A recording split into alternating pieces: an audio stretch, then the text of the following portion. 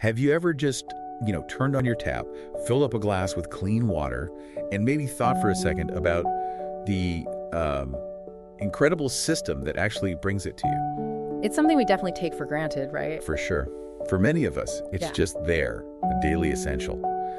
But that's really not the story everywhere in the world. It's dramatically different. Yeah, absolutely. I mean, the Millennium Development Goals, they made huge strides. Something like 2.6 billion people got access to better water sources, which is amazing. Impressive number. But even with that progress, back in 2015, there were still, 663 million people without even that basic access. Wow. And it really highlights global inequality, as you said. And the research really drills down on who's most affected. It's disproportionately people in rural areas, the poor, and very often it's women and children. They're the ones spending hours collecting water, which means missing school, unbelievable physical strain. Yeah, the burden is huge. Think about it. Piped water, the kind that comes right to your house, serves almost 80% of people in cities. Right. But only about a third of people in rural areas. Big gap. Which is exactly why the new goals, the Sustainable Development Goals for 2030, are so much more ambitious. More ambitious how? Well, the aim now is universal and equitable access to safe and affordable drinking water for all. And the key change is the focus shifting from just improved sources to safely managed water. Okay, safely managed. What does that mean in practice? It means the water source is actually on the premises, like in your home or yard. Right there. Right. And it's available when you need it, and critically, it's free of contamination, safe to drink. And our source material makes it pretty clear that piped water, getting it right to the house, is kind of seen as the best way to meet that higher standard. It really is, especially because it's so strongly linked to better health. It's like the gold standard for public health officials. Okay, so we know money is a factor, resources are a factor, that's obvious. But what if there's something else going on, something less tangible? Exactly. Beyond the economics, beyond the actual water availability, what else might influence whether a country decides to, build these big, complex pipe systems? And the source we're looking at today points to something, well, honestly, pretty surprising. You mean like a country's culture affecting its pipes? That does sound surprising. Yeah. I'd usually just think, okay, is GDP or do they have enough rivers, that sort of thing. Me too, initially. So, okay, listeners, get ready. We are about to do a deep dive into how these, invisible cultural values might actually predict how water infrastructure gets built. Consider this your shortcut to getting smart on a really critical global issue. Okay, so let's get into the research itself. We're drawing on a study by Jessica A. Kaminsky. Right. She looked at 33 different nations over a period from 1990 to 2012. Okay, quite a range. Yeah, and her goal was basically to understand the cultural work that piped water does. Like, how does this kind of infrastructure fit with a nation's underlying values and preferences? And to measure those values, she used Hofstede's cultural dimensions. People might have heard of this. Probably. It's a pretty well-known framework for comparing cultures, based on lots of survey data. And it's really important to stress, these dimensions, they aren't judgments, right? Like high or low isn't good or bad. Exactly. They're just descriptive. They show averages of preferences within a society, not whether one way is better. Got it. So how did the study make sure it was really isolating culture and not just, say, wealth? Good question. They were really careful about controlling for other big factors. Things you'd expect to matter. Like GDP per person, obviously. Also, where the country started from in 1990, its baseline piped water coverage. Okay, makes sense. Plus the percentage of people living in cities and even how much fresh water the country has per capita. So they try to account for all the usual suspects. Pretty much. It was a robust approach. The idea was to see if culture still had something unique to say, even after all that. All right, so after controlling for all those economic and resource factors, what did they find? What was the first big cultural connection? The first really significant cultural factor was power distance.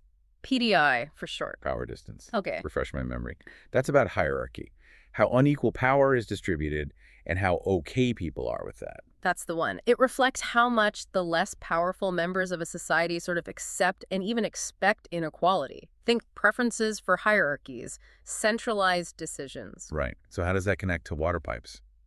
Well, the study found a really strong link. Countries with higher power distance scores tended to have more access to piped water, right to the premises. Interesting. Across the board. Across urban, rural, and the national level overall. Actually, for the national and urban levels, PDI was the single most statistically significant cultural factor. Huh. That actually kind of clicks. Piped water systems are pretty hierarchical, aren't they? Big, complex networks. Exactly. They usually need centralized management, lots of formal rules. So the research is suggesting that these systems, at least how we currently build them, are just a better cultural fit in places that are already comfortable with that kind of top-down structure. That seems to be the implication. But that raises a big question then, doesn't it? What about places with low power distance? Places less keen on inequality or rigid hierarchies? Does this mean piped water just isn't a good fit there? Or could we design them differently?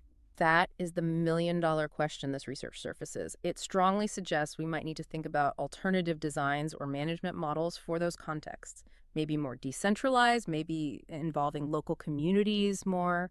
It's a really important point for future projects. Absolutely. Food for thought there. Okay, what was the next cultural dimension? Next up was uncertainty avoidance, or UAI. Uncertainty avoidance. So how much a society dislikes ambiguity and, well, uncertainty? Precisely. High UAI means people feel uncomfortable with the unknown. They like clear rules, structure, predictability. And how that play out with water infrastructure? Also a very clear connection.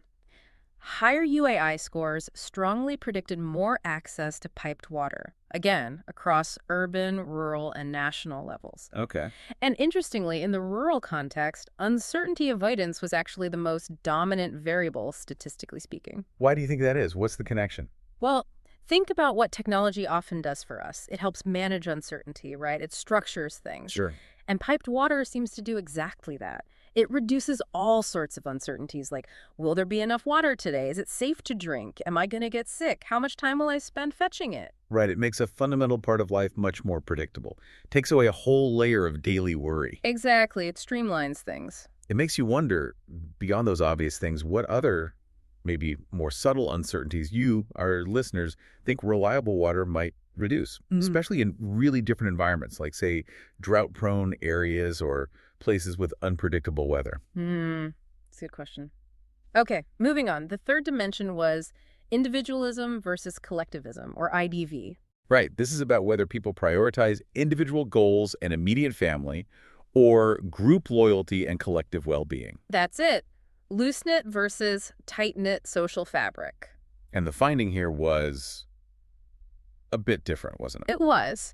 This is where it gets really interesting. Higher individualism scores did predict more piped water access, but only in rural areas. Mostly rural. No significant link in cities or overall. Nope, not statistically significant in the urban or national aggregate data. Okay, that feels counterintuitive. I mean, isn't a big water network fundamentally a collective effort? You'd think so, right? From an engineering perspective, it's obviously a shared network, but the study suggests that, at least in these highly individualistic rural settings, the users perceive it differently. How so? They seem to see the connection primarily as an individual benefit to their own household or family. It's about my tap, my convenience, my family's health, less about the shared system.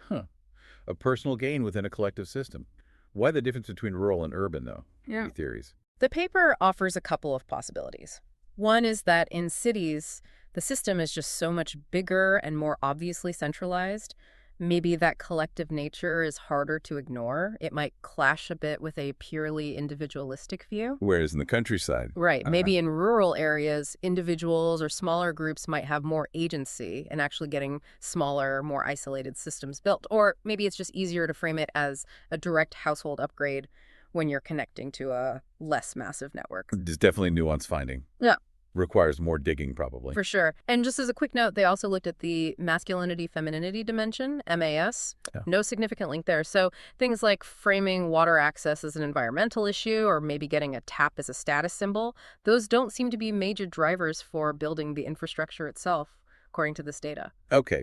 So we've got these cultural factors, power distance, uncertainty avoidance, individualism in rural areas showing real predictive power. But we shouldn't forget the basics, right? The stuff we normally think about.